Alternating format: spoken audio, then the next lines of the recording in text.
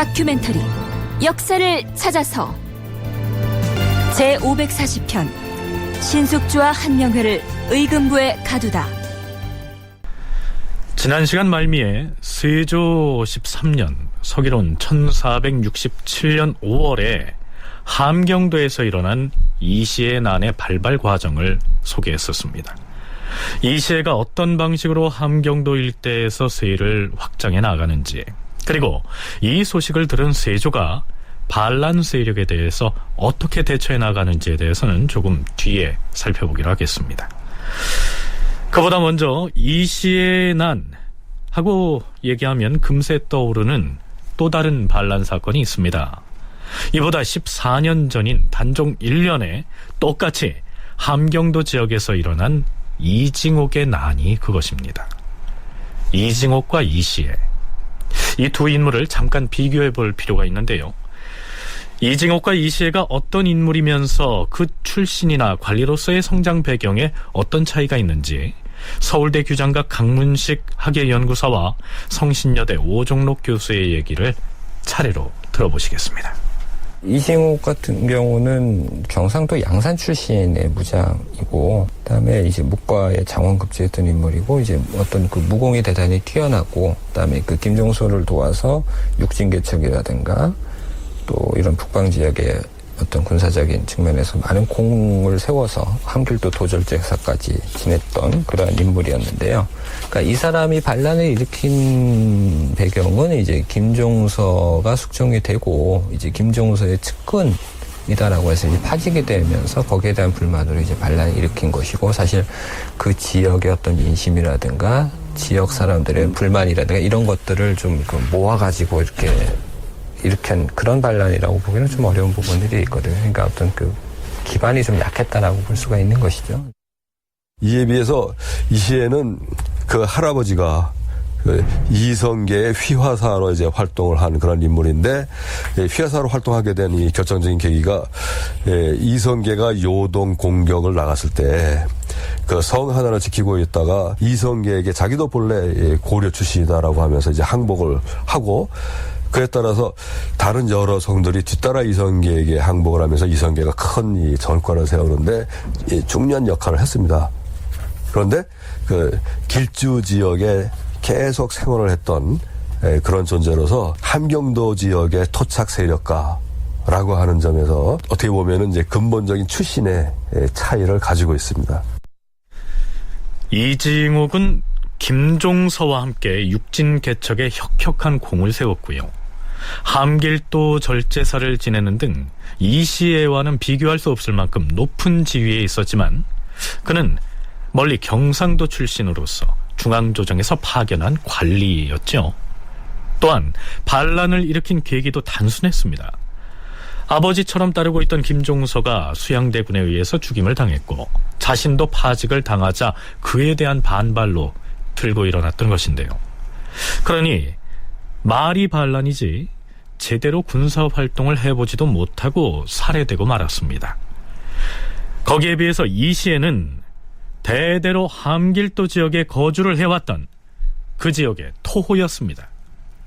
무장이자 그 지역의 토호로서 상당히 세력 기반도 강했고 계속 관료를 하면서 영향력도 강화시켰던 그러한 그 집안이었기 때문에 이제 그 지역 토호들의 어떤 데 대해서 잘 알고 있고, 무엇이 불만이고 이 사람들을 어떻게 하면 내 편으로 이제 동원할 수 있는가, 또 토호뿐만 아니라 일반 농민들의 불만들, 그러니까 농민들도 사실은 후배법이나 이런 걸 통해서 사실은 그 전보다 좀 어려워진 것도 사실이거든요. 그러니까 그런 것들도 잘 알고 있었기 때문에 훨씬 더 반란을 일으키기 전에 세를 규합하고 기반을 단단하게 하는 게 훨씬 유리했다라고 볼 수가 있죠.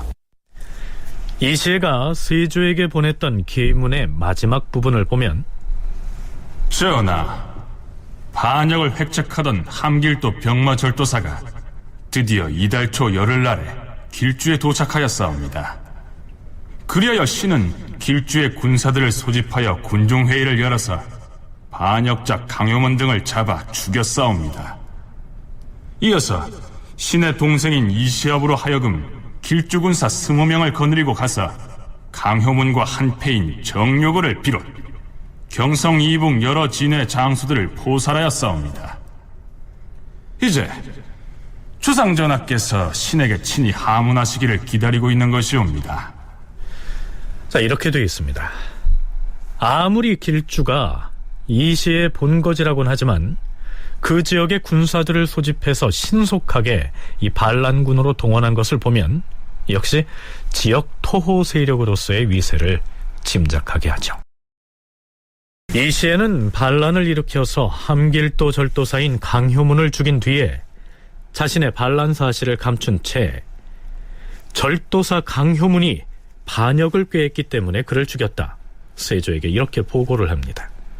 그런데 그 다음 부분이 세조를 혼란스럽게 만들죠. 세조실록에는 다소 복잡하게 기술되어 있는 이 기사를 알아듣기 쉽게 고쳐서 간추리면 이시에가 보낸 계문은 이러한 내용입니다. 전하, 반역자인 강효문은 후라토도에 정박하고 있는 외적과 함께 이곳 함길도의 군사들을 거느리고 상경하고자 시도하였사옵니다. 강효문은 먼저 서울에 사람을 보내서 한명회, 신숙주, 김국광, 노사신, 한계희 등에게 몰래 서찰을 주어서 거사를 일으킬 약속을 정하려고 하였사온데 이들 모두가 강효문의 거사 음모에 응낙을 하였사옵니다. 이런 사정을 비밀리에 보고받은 신이시에는 강효문이 군사를 징발하기 위하여 길주에 오는 기회를 틈타서 반역자 강효문의 목을 벤 것이옵니다. 이시에가 함길도 절도사 강효문을 죽이고 나서 오히려 강효문이 반역을 꾀했다, 이렇게 둘러대는 것이야 그렇다 치더라도 강효문의 반역 음모에 한명회와 신숙주도 호응을 하고 내통한 것이라고 물고 들어간 것은 이 그 배경을 좀 따져볼 필요가 있습니다. 강문식 연구소의 얘기를 들어보시죠. 그 조선 정부를 교란시키기 위한 거죠. 일단 그 후라도토의 문제들은 이미 그 강효문 등에 의해서 중앙에 보고됐다라는 것은 이제 이해도 아마 알고 있었을 거고요. 그래서 그걸 보고하면서 이게 사실은 사실이다, 헛소문이 아니라 사실인데 그 주도자가 누구냐면 바로 강효문 오운이고 그 배경이 신숙주 한명회다 라는 거죠. 그래서 이 사람들이 이걸 배경으로 해서 중앙에 반란을 일으키려고 했는데 내가 먼저 알고 강효문 죽이고 보고하는 거다. 그리고 그 배후는 중앙에 있다, 바로 왕 옆에 있다 라고 보고를 하는 거죠. 왕의 입장에서는 그 기록에 보면은 뭐 아닌 건 알겠지만 그래도 의심스러울 수밖에 없는 거고, 이시에는 자신이 반란을 일으킨 사실이 사실 그대로 중앙조정에 보고되면 세조가 곧바로 토벌을 명할 것이기 때문에 조정에 혼란을 일으키게 해서 시간을 벌고자 시도했을 것이다, 이러한 분석이죠. 오종록 교수는 이시에가 한명회와 신숙주가 토벌군으로 나서는 것을 막기 위해서 세조 측근의 최고 실세인 이 두 사람을 반역의 동조자로 끌어들인 것이라고 분석합니다. 한명회와 신숙주는 둘 다 이 도채찰사를 맡은 바가 있고, 특히 이 도채찰사라는 이제 관직을 가지고 도원수 이하의 여러 장수들을 지휘해서 여진 정보를 한 그런 경력이 있습니다. 그렇기 때문에 함길도의 장수나 장교들, 이들과 한명의 신숙주 이들과는 매우 긴밀한 인적인 그 연결망, 네트워크라고 하는 것이 형성이 되어 있습니다. 이러한 존재들이기 때문에 이 사람들이 토벌의 중심으로 기능하게 된다면은 그것은 이시에로서는 대단히 곤란한 사정에 곧바로 이제 놓일 수가 있습니다. 따라서 이시에의 우선적인 목적은 한명회나 신숙주가 토벌 군대를 총괄해서 지휘하는 일이 없도록 한다. 한편 회령부사를 지낸 바 있는 이시에는 반란을 일으키던 그 시기 어머니의 상을 당해서 동생 이시압과 함께 자신의 본거지인 길주에 집거 중이었습니다. 이시에는 절도사 강효문을 죽인 다음에는 이제 학정을 일삼던 강효문의 목을 베었으니 여기 있는 이시에가 바로 함길도의 절도사인이라 알겠느냐?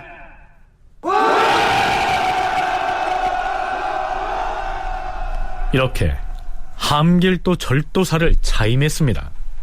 말하자면 절도사라는 관직을 사칭한 것이죠. 아마도 이시의 진영에서는 반란을 일으킨 직후에 내부적으로 이러한 논의를 했을 가능성이 있습니다.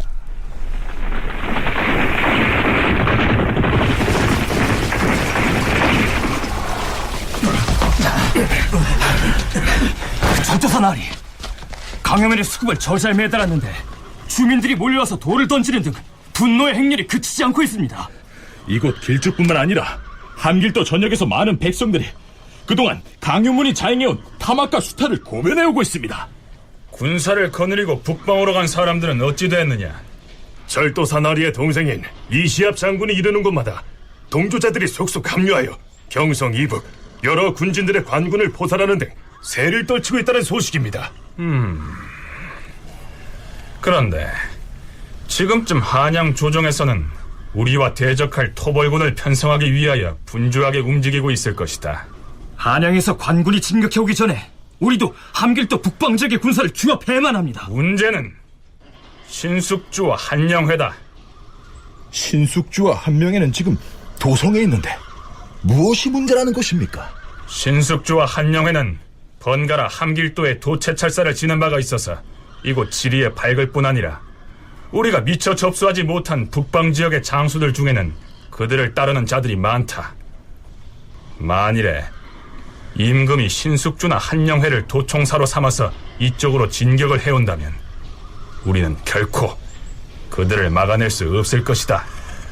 그러면 대책을 어찌 세워야 하겠습니까? 그 자들이 토벌군의 지휘관이 되어서 함경도 땅을 밟는 일이 없도록 해야 할 것이다. 그들을 무슨 수로 못 오게 할 수 있다는 말씀입니까? 한양 도성에서 임금이 하는 일을 우리가 어찌 막을 수 있겠습니까? 임금에게 계문을 보내어서 신숙주와 한영회를 반란에 동조한 역도라고 보고하는 것이다. 그러면 우리가 신숙주 한명회와 사전에 밀통을 하였다는... 무슨 소리를 하는 것이냐?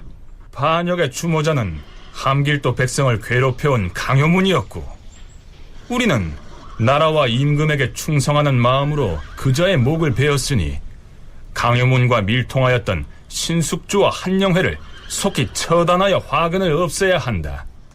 이런 내용의 서찰을 임금에게 보낼 것이다.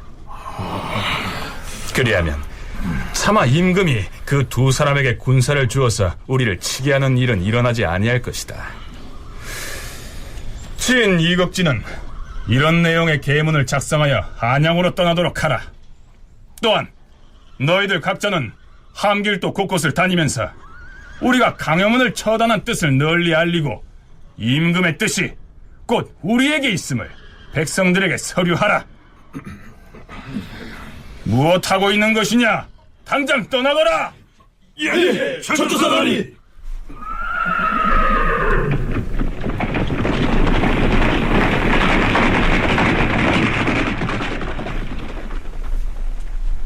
네, 이시애가 이러한 계략을 꾸몄을 가능성이 있다는 얘기입니다. 세조 말기의 전국과 이시의 난이라는 논문을 저술한 이석호는 이렇게 기술하고 있습니다. 이시애가 거병하면서 신숙주 한영회 등이 강요문과 더불어 역모를 계획하였다고 주장한 점을 짚고 넘어갈 필요가 있다. 이것은 세조나 조정 대신들의 입장에서 볼 때 전혀 근거 없는 유언비어였으며 이시애가 조정 대신을 제거하기 위해 날조한 것으로 여겨졌다. 그러나 이 소문이 나돌았던 함길도의 상황은 달랐다. 절도사 강요문이 한영회 신숙주와의 연줄로 출세하였고 둘 다 함길도와 연고가 있었으므로 그동안 강요문의 폭정에 시달려온 함길도 백성들이 이 소문을 사실로 받아들일 여지는 충분하였던 것이다. 그러니까 이시애가 신숙주 등을 강효문과 엮은 것은 전혀 엉뚱한 조합은 아니었다는 얘기입니다. 실제로 함길도 백성들은 절도사인 강효문이 학정을 농단할 수 있었던 것이 이 중앙조정의 신숙주와 한명회가 뒤를 받쳐줬기 때문이라고 여겼던 것입니다. 이 시기에 한명회와 신숙주의 그 반당들 그리고 반당이 거느리고 있는 그들의 노비들 이들이 대거 함길도에 가서 활동을 하고 있었고 그것 때문에 함길도 지역에서 여러 가지 그 폐단이 생겨나고 있었습니다. 이러한 사실은 세조도 이미 분명히 알고 있었습니다. 그리고 대부분의 중원관원들도 그런 사실들을 알고 있었습니다. 특히 이 새로 함길도 관찰사로 부임해 내려가 있는 신면은 신숙주의 아들이었습니다. 이런 상황으로 볼 때 우선 이 시에는 한명회와 신숙주가 미웠기 때문에 아마 그런 식의 일종의 이제 무고에 해당이 되는 그런 보고를 올렸다고 이 생각을 할 수가 있습니다. 한편 그해 4월 22일 세조는 유언비어를 제대로 통제하지 못하고 오히려 민심을 혼란스럽게 만든 함길도 관찰사 오응을 파직하고 대신에 신숙주의 아들인 신면을 새 관찰사로 임명해 보냅니다. 신면이 보낸 첫 보고는 이렇습니다. 전하, 신이 관찰사로 부임하였사온데 단천의 형리 최치강이 와서 구하기를 단천군에 사는 상어구 최자상이 이시애가 보낸 서찰을 받고서 밤중에 군사를 거느리고 가서 단천군수 윤경환을 잡아 죽이고 또한 군관 강덕정을 비롯하여 목장을 관리하는 전마별감 심원 등 모두 죽였다고 하였사옵니다. 함경도의 단천은 이시의 본거지인 길주의 서쪽편에 인접한 군입니다. 이 신면이 세조에게 보내온 보고에 의하면 이시의 반란군은 그 세력을 점차 서북 방면으로 확장해 나가는 모습을 엿볼 수 있습니다. 아마 세조는 신면의 보고를 받고서야 강효문이 반란을 일으킨 것이 아니고 반란의 주모자가 이시애였다는 사실을 확실하게 인지했던 것 같습니다. 신숙주의 아들 신면이 이제 보고를 하면서 이게 이제 강효문이 문제가 아니라 이시애가 문제인가 보다 라는 것을 이제 감지를 하게 되고 그때 이제 토벌군을 편성을 하는데 그것만 해도 보통 한 2, 3일이 지나거든요. 반란 초기에 2, 3일이라는 것은 상당히 큰 시간이기 때문에 그런 부분들을 확인하는 시 상당히 그런 부분들을 이제 시간을 벌 수 있었다는 거고 이제 더 나아가서는 이제 중앙에 이제 신숙주는 한명회는 세조의 측근 중에 측근인데 이 사람들이 영모에 연루가 됐다. 그래서 그걸 세조가 믿어서 이 사람들을 제거하거나 뭐 어떻게 한다 하면은 중앙의 어떤 힘이 굉장히 약화되는 것이기 때문에 반란군으로서는 훨씬 더 유리한 그런 측면이 있는 거죠. 이때부터 세조는 반란군에 대한 진압 대책을 서두르게 됩니다. 우선 세조는 신숙주의 아들인 신면을 함길도의 신임 관찰사로 보냈던 것이 마음에 걸렸던 모양입니다. 세조는 신숙주를 불러서 이렇게 말합니다.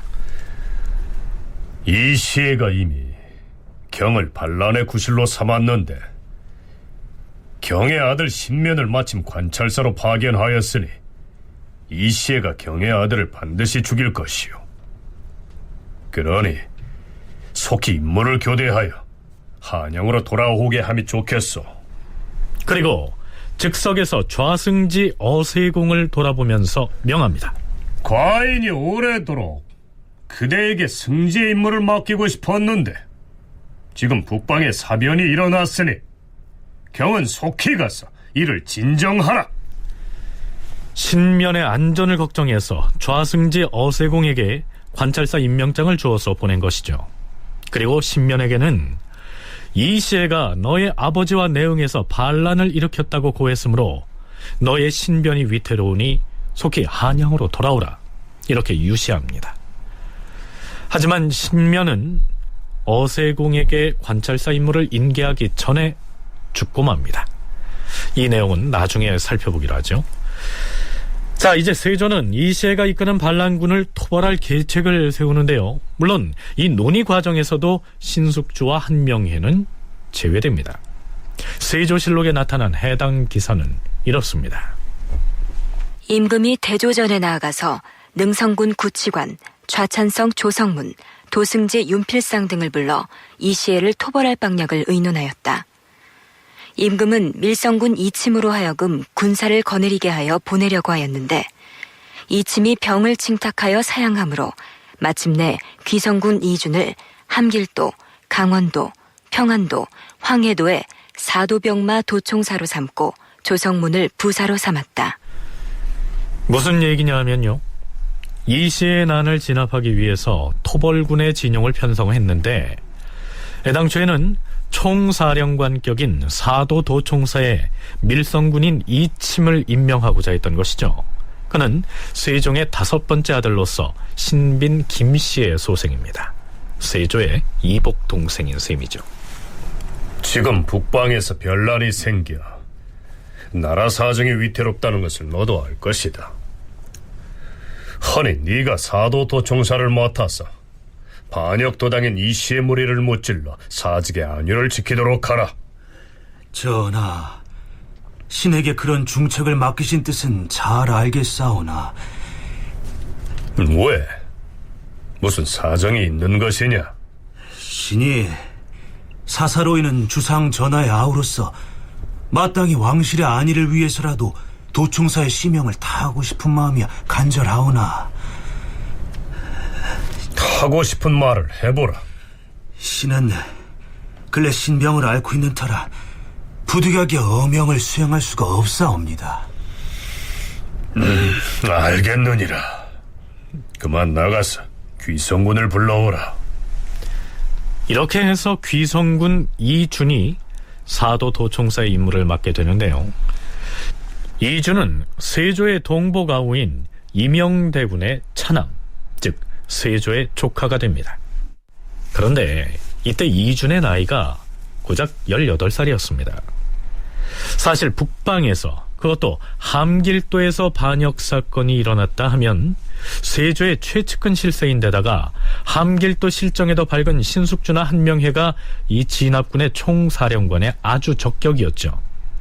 하지만 세조는 그 두 사람을 아예 전략을 논의하는 과정에서도 배제해버립니다.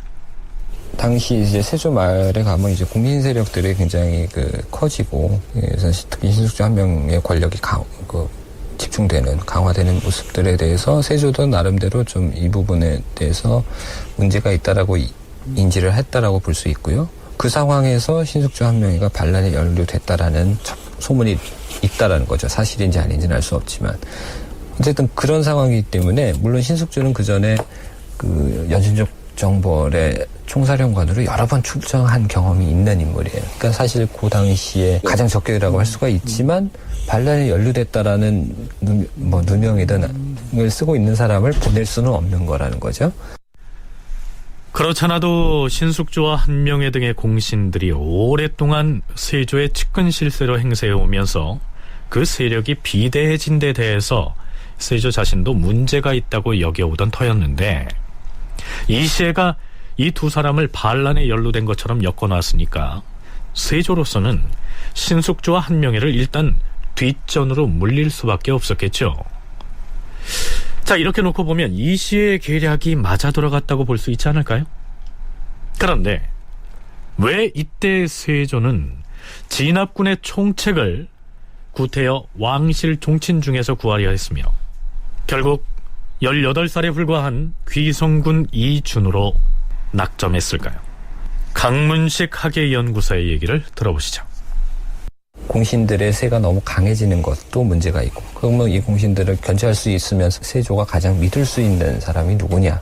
결국은 종친들이라는 거죠. 그래서 종친 중에 사령관을 정한 것이고, 그 종친들 중에 군사적인 측면에서 가장 뛰어났던 인물이 바로 이준이었다고 할 수가 있어요. 나이는 어리지만 그 기록에 보면은 침착하고 또 노성하다라는 표현이 나옵니다. 그리고 활도 잘 쏘고 상당히 무예의 재질이 뛰어났다. 종친 중에 무관으로서는 이 귀성군이 가장 뛰어나다라는 평가를 세조로부터 받고 있었기 때문에 상당히 나이 어리지만 파격적으로 이제 발탁하게 됐다라고 볼 수가 있는 것이죠. 귀성군 이준은 비록 18살에 불과했지만 특히 무예가 뛰어났다는 기록이 보입니다. 연려실 기술의 세조조 고사 본말에는 이렇게 기술되어 있습니다. 귀성군 이준은 세종의 넷째 아들인 임영대군의 둘째 아들이다. 이시애를 칠 때 도총사가 되었다. 그는 문무의 재주를 겸전하여 세조에 신임하는 바가 컸다. 세조는 평시에 항상 이르기를 나는 문에는 귀성군 이준이 있고 무에는 홍윤성이 있으니 좋게 근심할 것이 없도다라고 자랑하였다. 그리하여 그는 겨우 나이 18세에 병조 판서를 겸임하여 도원수가 되었던 것이다. 이러한 자질을 타고난 탓에 이준을 도총사로 임명했다는 것인데요.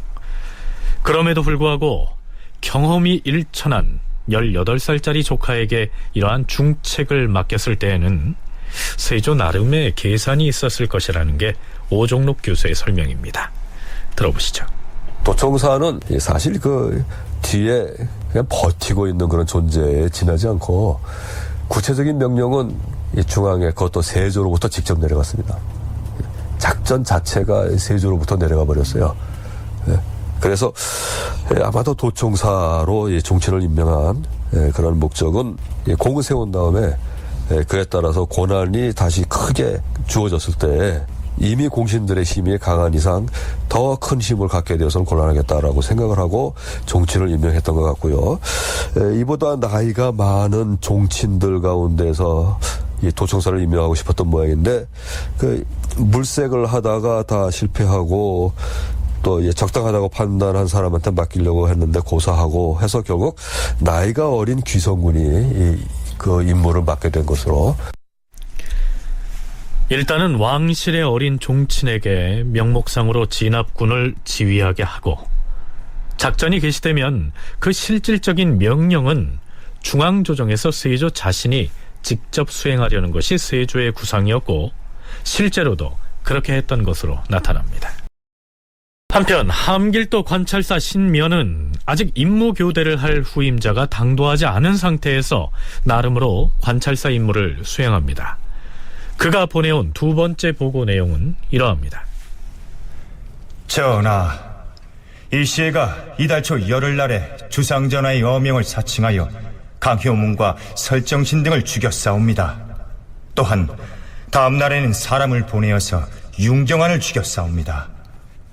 만약 이시에가 길주 이북의 군사들을 대거 징발하여 남쪽으로 향하게 되면 먼저 험난한 곳을 점거하지 않으면 이를 방어하기가 어려울 것이옵니다. 속히 남도의 군사를 징발하여 먼저 이곳 함길도의 마운령과 마천령 등 험한 지점을 서둘러 점거하게 하시옵소서. 신은 비록 군사 일에 참여하지는 못하였사오나 반란군의 세력이 이에 이르렀사오니 우선 정평 이남의 군사를 징발하여 함흥부에 모아서 대기하게 하시옵소서. 또한 절도사의 발병부는 모두 이시에게 빼앗긴 상태이므로 각 군읍에 어명을 내리시어서 발병부를 가진 자가 있으면 즉시 모두 잡아 가두게 하시옵소서. 그런데 이시 측에서 이미 함경도 관찰사와 절도사가 보관하고 있던 이 발병부들을 모두 빼앗아 버렸고 임금의 교서 등은 위조해서 내려보냄으로써 각 군진의 군사들을 마음대로 동원하고 있는 실정이다. 이런 얘기입니다. 자, 그건 그렇고요. 세조는 반란 진압 대책을 세우기에 앞서서 한 가지 비상한 조치를 취합니다. 그 내용은 이렇습니다. 지금 신속조와 한명회는 어찌하고 있는 것인가? 예, 전하의 하명이 없는 관계로 별다른 활동 없이 대기하고 있사옵니다. 그 두 사람을 그대로 두는 것이 가한 일인가? 전하, 이 무슨 말씀이온지. 비록 반역의 무리가 그 두 정승을 모함하는 계문을 보내왔사오나 이는 엄연히 일시의 일당의 모략인 바에 문제 삼을 바가 없다고 사료되옵니다만. 그러나 일이 그렇게 되는 것이 아닐 터이다.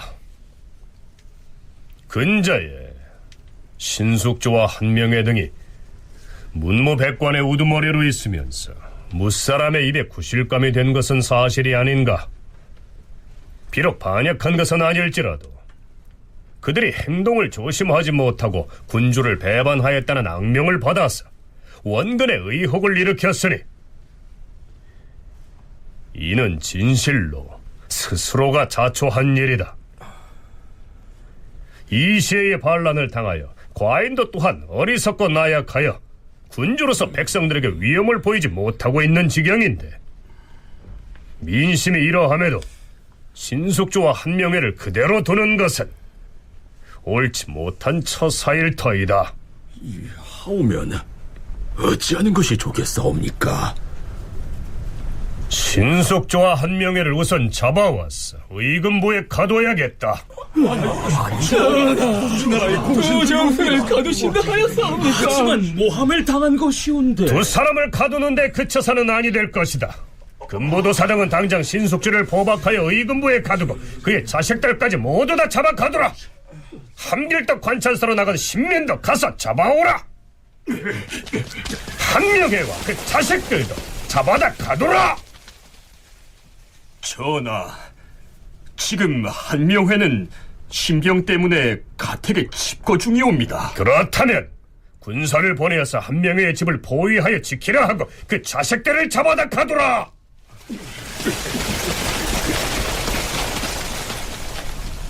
임금이 겸사복과 내구미 그리고 선전관 등에게 명하여 군사를 거느리고 가서 신숙주와 그 아들 신찬, 신정, 신준, 신부 등을 잡아다가 의금부에 가두게 하였다.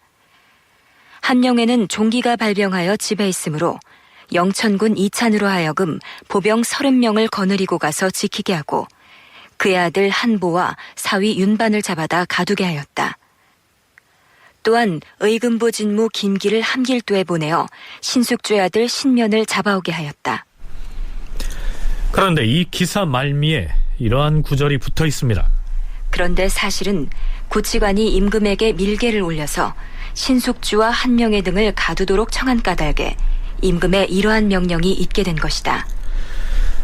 신숙주와 정승자리를 주거니 받거니 했던 구치관이 은밀하게 글을 올려서 신숙주와 한명회를 잡아서 가두도록 건의를 했다는 것입니다. 하지만 세조의 의지가 통하지 않았다면 당시 조정에서 막강한 권세를 누리고 있던 그 두 사람이 옥에 갇히거나 가택연금을 당하는 일은 없었겠죠. 세조가 신숙주와 한명회 등에게 이러한 조치를 명했던 때가 5월 19일입니다. 사흘 뒤인 5월 22일의 실록 기사엔 이러한 내용이 등장하죠. 임금이 사정전에 나아가서 하동군 정인지, 봉원군 정창손, 능성군 구치관, 연성군 박원형을 비롯하여 장수들과 육조참의 이상을 모두 불렀다. 이 자리에 겸사복과 내금이 등이 입시하였다. 임금이 선전관에게 명하였다. 선전관은 군사를 거느리고 가서 의금부 제조 김길토, 이함장, 성임을 잡아오라. 그리고 낭관 송원창, 최한곡, 조연하, 최준, 이극견, 박근, 남용신, 이고등을 모두 잡아오라.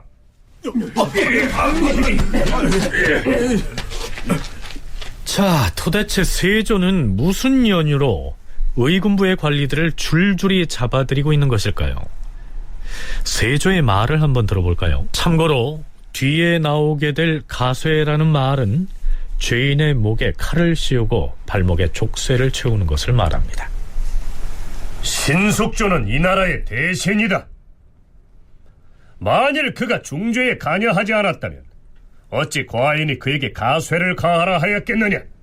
만약에 의금부에 갇힌 사람이 신숙주가 아니고 왕실 종친이거나 혹은 외국인으로서 우리나라에 귀화한 향화인이었다면 너희들이 형구에 잡아매는 것을 이처럼 허술하게 하지는 않았을 터이다. 그들에게 의뢰할 일이 없을 것이기 때문이다. 너희들이 의금부 관리인 바에 어찌 법을 알지 못하겠느냐? 이는 니놈들이 반드시 신숙주에게 공을 구하려 궁리한 나머지 슬그머니 뒷날의 처지를 생각해서 그리야 했을 터이다. 자, 이게 무슨 얘기냐면요, 의금부에 가둔 사람이 장차 벼슬자리나 진급 등 무슨 청탁을 할 만한 사람이 아니었다면 목에 씌우는 나무 칼도 단단하게 씌우고 이 족쇄도 빈틈없이 채웠을 텐데 신숙주와 같은 권세가이다 보니까 뒷날 그로부터 무슨 도움을 받기 위해서 나무칼 따위를 헐렁하게 채워서 편의를 봐준 것이 아니겠느냐, 이러한 질책을 하고 있는 것입니다. 의금부 낭관 최한공은 대답해보라. 필경 뒷날을 생각해서 신숙주에게 형구를 허술하게 채운 것이 아니냐?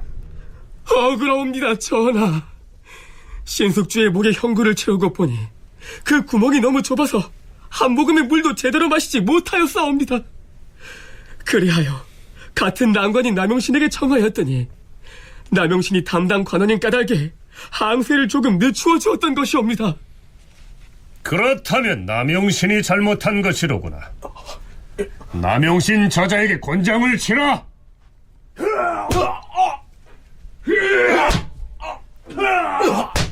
그만하라. 낭관이 남용신에게 묻겠노라.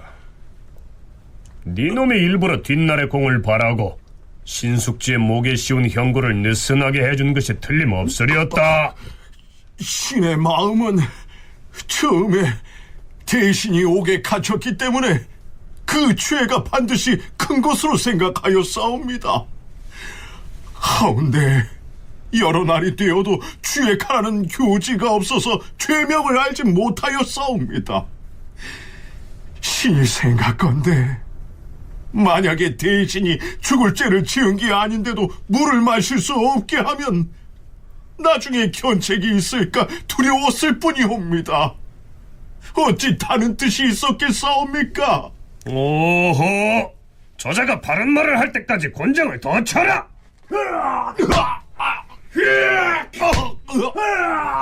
그만하라. 다시 묻겠노라. 무슨 생각으로 신숙주의 가쇠를 허술하게 해주었느냐? 주상전하, 신은 신숙주와 어떠한 교분도 없사옵니다. 또한 집안이 같은 것도 아니옵니다. 다만 대신으로서 목에 씌운 가쇠 때문에 고생하는 것을 참아 볼 수가 없는 까닭에 항세를 조금 늦춰 주었을 따름이옵니다. 이제야 네 놈이 제대로 토설을 하였구나. 과인은 남용신 저자를 법에 따라 처치하려고 하는데 여기 모인 장상과 군관들의 생각은 어떠한지 말해보시오. 남용신의 죄는 법에 따라 마땅히 죽여야 되는 것으로 아는데 경들은 어찌 생각하는지 묻지 않소. 전하, 남용신의 죄는 죽여 마땅하옵니다. 죽여 마땅하옵니다, 전하. 남용신은 모반을 한 것은 아니다. 그러나 남용신은 군주를 업신여기고 신하에게 아부를 하였으니 죽이는 것이 마땅하다. 저자를 환멸하고 그 시체를 사방에 내보이게 하라.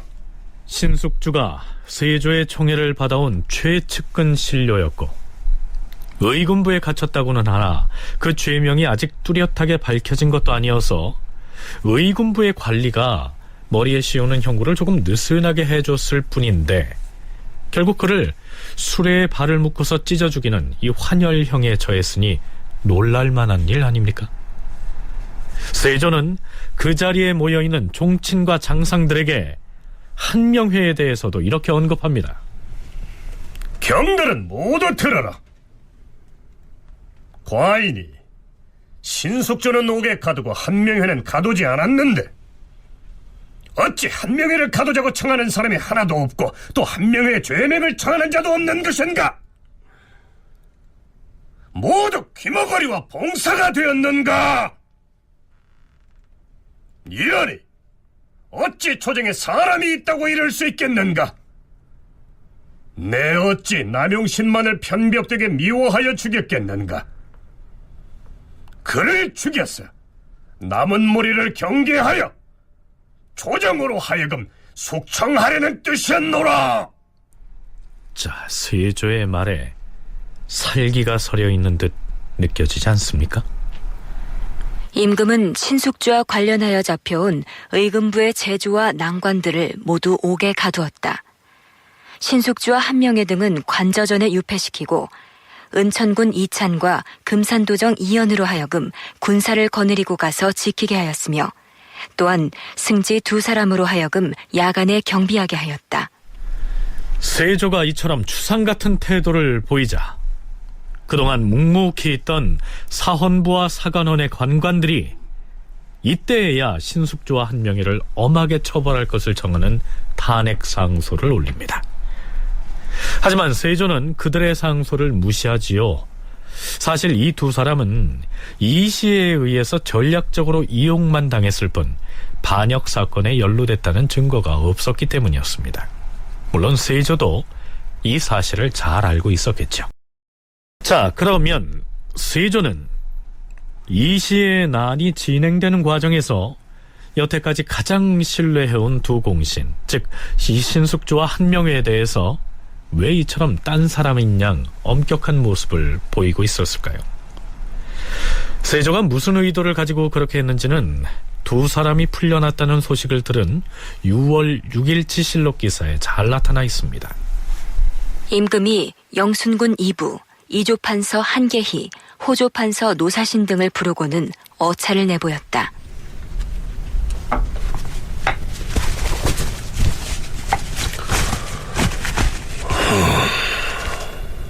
이것이 무엇인지 아는가? 신숙주와 한명회에게 주기 위하여 과인이 쓴 어찰이니라. 반역의 수계가 보낸 참소를 듣고는 과인이 잘 살피지 아니하고 갑자기 원로 공신을 옥에 가두었으니 과연 어느 누가 과인을 믿고 의존하겠는가? 이제 과인은 정신과 마음을 모두 상실하였도다. 몸은 늙었고 기운은 쇠약하였으며 팔다리는 병이 들었도다. 임금이 슬픔을 이기지 못하고 흐느꼈다. 잠시 후 이조판서 한계희에게 명하여 신숙주와 한명회가 갇혀있는 곳에 가서 그 어찰을 보여주고 석방하라고 명하였다. 어찌 앉아서 그들을 맞이할 수 있겠는가? 과인이 나가서 신숙주와 한명회를 맞이할 것이다. 임금이 강령전 서쪽들에 나가 신숙주와 한명회의 손을 잡고 눈물을 흘렸다. 이윽고 임금이 그들을 데리고 들어와 술을 주고 모두 관직을 회복하게 함으로써 예전과 같이 함께 국사를 의논하자고 말하였다. 또한 갇혀있던 그들의 자제들을 방면하고 한명회와 신숙주에게 별도의 어찰을 내려주었다. 세조가 각각 신숙주와 한명회에게 써서 건넨 어찰은 그 전문이 실록에 실려있진 않습니다. 그런데 관련 기사를 보면요, 임금이 어찰을 써서 각각 신숙주, 한명회에게 주어 자성하게 하니 2사람이 받아 읽고는 눈물을 흘렸다.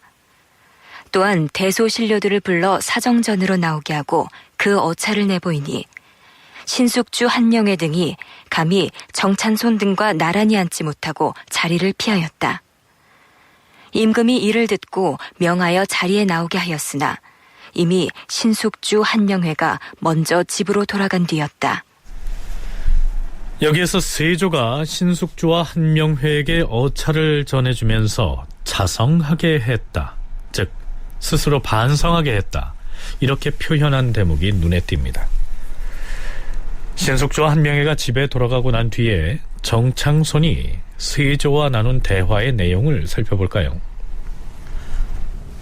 주상전하, 전하께서 친히 쓰신 어서를 보면 신숙주와 한명회가 천단하였다, 이런 구절이 있사온데 이는 함부로 행동하였다는 의미가 아니옵니까? 군주에게 함부로 하였다면 이것은 큰 죄이옵니다. 하온데 그자들에게 국문을 하지 않고 갑자기 석방하시니 신등의 소망에 부응하지 않사옵니다. 이 세조 입장에서 이 두 사람을 좀 견제하고 억누를 필요가 있다라고 판단을 했다라고 볼 수가 있어요. 그것은 이제 이 두 사람을 한 달여 만에 석방을 하면서 세조가 두 사람에게 직접 직접 쓴 편지를 내려주면서 자성하라. 그러니까 스스로 반성하라라고 얘기를 합니다. 근데 그 편지의 내용 전문은 실록에 공개가 되어 있지는 않은데 그 중에 한 구절이 뭐냐면은 이 두 사람이 천단한다. 자기 마음대로 함부로 한다라고 하는 구절이 있다라고 해요. 그래서 일단 정창손이나 이런 사람들이 과연 그 천단이 뭐냐. 천단이라고 하는 것은 신하로서 있을 수 없는 일이다. 그게 사실이라면 이 사람들은 반란의 영계와 별개로 처벌이 돼야 된다라고 얘기를 합니다. 세조가 이 두 사람을 가두었던 것은 임금의 신임을 믿고서 함부로 권세를 과시했기 때문에 경고 삼아서 벌을 내린 것이다. 대개는 이런 뜻이었던 것 같습니다. 정창손과의 문답을 좀 더 들어보시죠. 전하, 어서를 읽어보면 신숙주는 무례하고 한명회는 천단하였다라고 하시었사온데 어찌 이것을 쉽게 용서할 수 있다는 말씀이시옵니까? 청컨대 엄벌로 다스리시옵소서. 남을 질책하는 것이 아니라 어진이를 천거하는 것이 대신에 할 일이니 다시는 말하지 마시오. 내가 보여준 글을 자세히 읽어보면 알 수 있을 것이오. 사실 신숙주와 한명회가 처음부터 무슨 큰 죄가 있어서 가둔 것이겠소. 또 함부로 하였다. 즉 천단하였다고 하지만 그 천단에도 대소가 있는 법이니 신숙주 등이 얼마나 대단히 천단을 하였겠소. 제 마음대로 함부로 하려는 생각만 품었더라도 용서하지 못할 죄이온데 더구나 이것을 행동으로 드러낸 것을 보건대 어찌 용서할 수 있겠사옵니까? 또한 군주 앞에서 어찌 실없는 말을 무례히 할 수가 있겠사옵니까? 그 죄를 용서할 수는 없사옵니다. 경이 그리 말을 한 것은 당연하오. 그러나 그것은 크게 말하면 신하로서의 나쁜 행동이 될 수 있을 것이나 작게 말한다면 또한 누구나 할 수 있는 말을 한 것이니 다시는 문제 삼지 마시오. 한명회는 천단했고 신숙주는 무례했다. 이 말인데요. 이것을 두고 정창손을 비롯해서 충훈부와 육조의 판서 등은 7, 8차례에 걸쳐서 두 사람을 엄벌에 처해야 한다고 정했지만 세조는 끝내 수용하지 않습니다. 그런데 실록을 보면 신숙주와 한명회가 무례를 범한 사례로서 이러한 경우를 들고 있습니다. 신숙주는 일찍이 임금의 앞에서 어떤 일을 의논하다가 만약 자신의 주장과 어그러짐이 있으면 전하, 이 문제는 주상전하의 감찰이 옳지 않사옵니다. 거침없이 이렇게 말하였고 한명회는 여러 인물을 심사하여 벼슬 자리에 배정할 때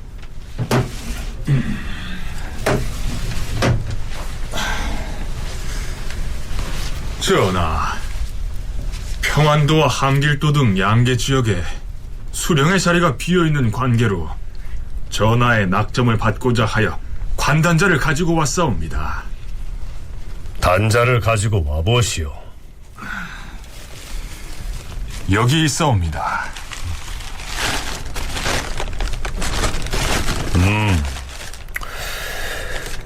이 지역의 수령에는 단자에 올라있는 후보들 중에서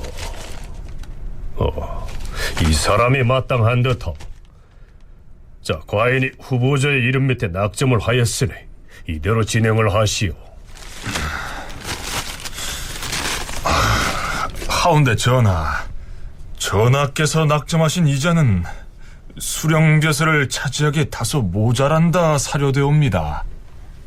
임금이 관단자 아래에 낙점을 할 때 자신의 뜻에 맞지 아니하면 한명회는 다시 아뢰고 또 아뢰고 하여서 반드시 스스로 마음에 둔 사람을 선택하려 하였으니 이것이 바로 천단함이었다. 신숙주 같은 경우는 왕하고 뭐 국정을 논의하다 자기 마음에 안 들면 계속 반론을 제기하다 안 들어주면 지금 왕의 판단이 잘못됐다라고 막 면전에서 지적을 했다라는 거고요. 한명회는 수령을 임명할 때 이 망단자라고 해서 후보자 3명을 올리면 이제 왕이 낙점을 하는데 그 낙점이 자기 마음에 안 들면 다시 또 올리고 해서 자기 마음에 들 때까지 이제 계속 했다라는 거예요. 이런 것들을 이제 천단의 예로 또 신숙주는 무리했고 한명회는 천단했다. 뭐 이런 얘기 나오는 건데요. 이런 얘기가 나오는 것은 결국은 세조도 그런 부분들이 문제가 있다고 인지를 했다는 거고 결국은 그게 이 두 사람에게 권력이 너무 집중이 되다 보니까 분명 자기의 오른팔 왼팔이지만 너무 과도했다라는 거죠. 세조가 계유정난을 비롯해서 수차에 걸친 정변을 통해 권력을 잡고 조카인 단종을 내치고 왕위를 찬탈하고 그리고 그 정통성이 빈약한 임금의 자리를 10년이 넘게 지탱해오는 과정에서 가장 든든한 원군이 돼줬던 사람이 바로 신숙주와 한명회였습니다. 그런데 세조의 신뢰가 그 두 사람에게 집중될수록 그들을 비롯한 공신 세력이 위세를 떨침으로써 재위 말년에 이른 세조로서는 이들을 견제할 기회를 엿보고 있었던 것입니다. 그러던 터에 함길도에서 이시해의 반란 사건이 터졌고 더군다나 이시해가 한명회와 신숙주가 반역 사건 모의에 연루됐다는 계문을 보내왔던 것입니다.